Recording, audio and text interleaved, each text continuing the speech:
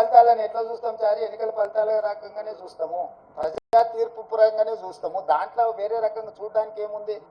ప్రజలు తీర్పు ఇచ్చిండ్రు, ఆ తీర్పును జగన్మోహన్ రెడ్డి గారు నేను స్వాగతిస్తున్నా అన్నాడు, చంద్రబాబు నాయుడు గారు నేను స్వాగతిస్తున్నా అన్నాడు.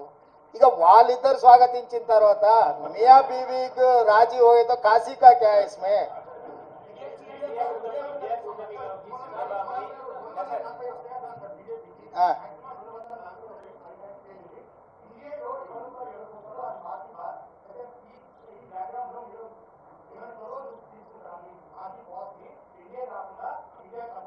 నీ సూచన ఏంది రాహుల్?